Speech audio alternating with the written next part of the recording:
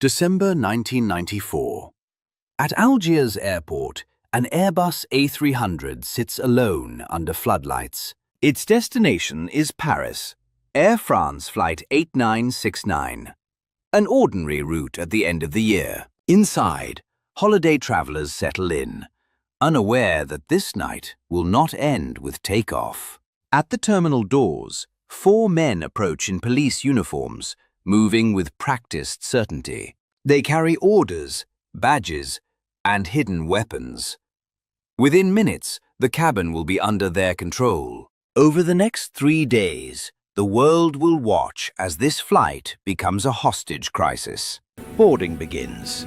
Families and business travelers step into the Airbus A300, stowing coats and bags. This flight is scheduled from Algiers to Paris, north across the Mediterranean, into winter skies. In the cockpit, the captain reviews route and weather, then calls for the before-start checklist. In the cabin, seatbelts click and voices soften. Everyone waits for the pushback that never comes. Near the front door, late arrivals draw attention. Uniforms at the threshold, and the mood shifts. On the ground, security looks routine. Until the boarding door opens again. 4 men step aboard in police uniforms, waving papers as if they belong.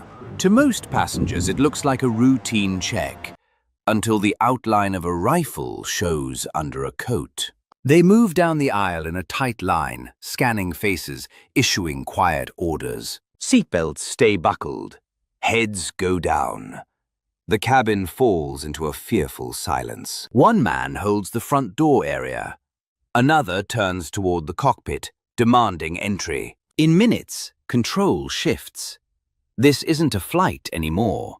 It's a hostage situation in the airliner's skin. On the ground, the message spreads fast. The flight has been taken. One gunman forces the cockpit door. The captain is held at gunpoint.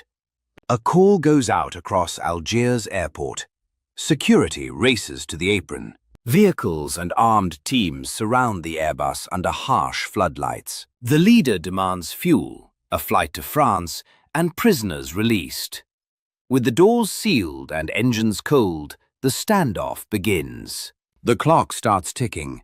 Slowly. Night in Algiers. Flight 8969 is trapped on the apron, floodlights and rain washing over the Airbus A300. 4 hijackers, dressed like security, seize the cabin and force the crew to keep the radio line open. Their core demand is simple: fuel the aircraft and clear it to depart for Paris. Then politics. Release jailed militants and broadcast their statement. Outside, authorities tighten a wide perimeter. Vehicles, armed posts, and a negotiator at a makeshift command table. Engines stay shut down. Fuel and stairs are held back. An overnight standoff built on delay. Just after midnight, the talks narrow to one question: who gets off the plane and when? The hijackers offer a test. Small releases.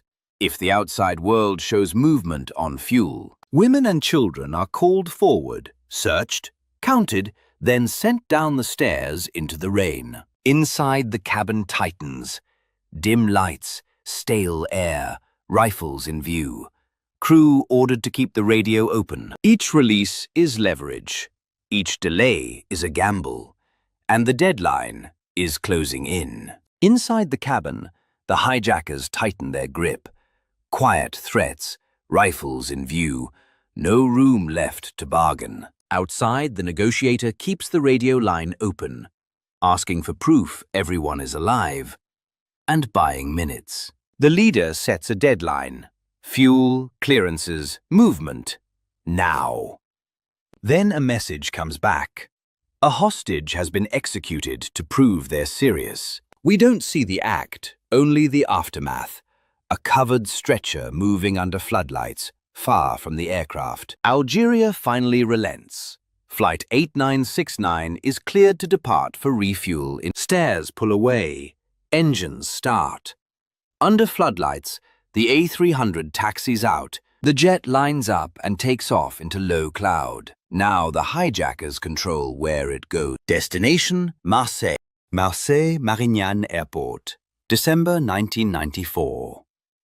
Flight 8969 is parked at a remote stand, surrounded by police and fire crews. The hijackers demand fuel and a flight to Paris. French authorities answer slowly, buying time. Inside the Airbus A300, passengers sit exhausted in dim light, listening for every footstep. Negotiators keep a radio line open. Water, medicine, proof of life.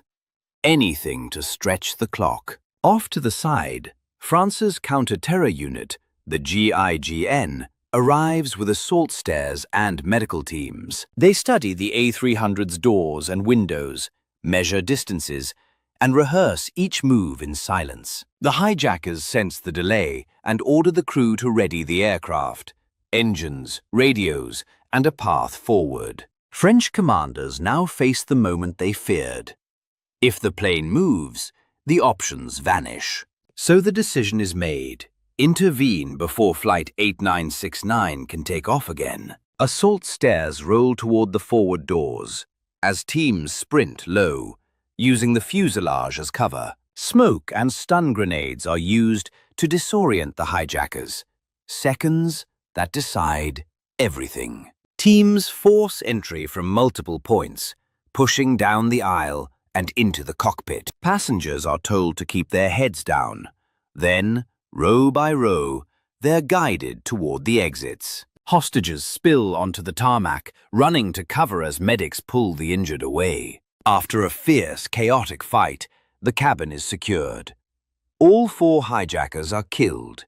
Many passengers are injured. GIGN teams use multiple assault stairs at once, front and rear, splitting the hijackers' attention. Passengers hit the evacuation slides and sprint away as the fight continues inside the cabin. In the cockpit, the crew stays low as operators force the last door and clear the flight deck.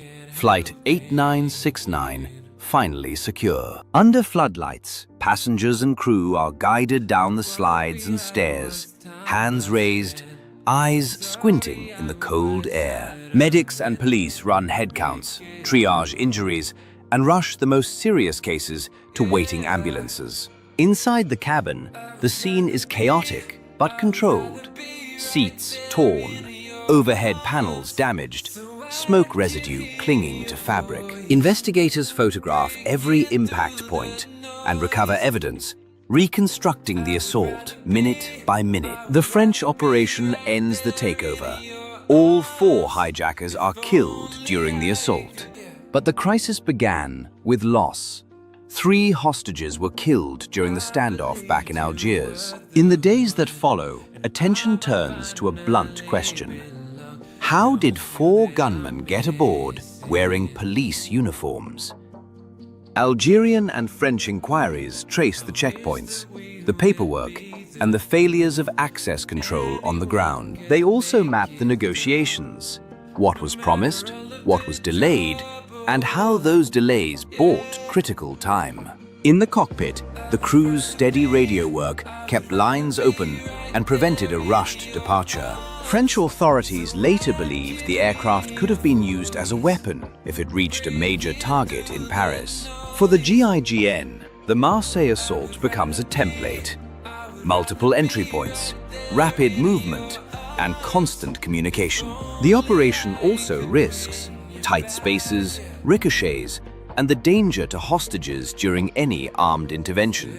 Airports across Europe tighten gate access, identity checks, and coordination between police and airline security. Airlines push for stronger cockpit protection, a trend that grows through the late 1990s. After 2001, reinforced cockpit doors become standard worldwide, and cases like Flight 8969 are revisited in every training room. For survivors, the story is smaller.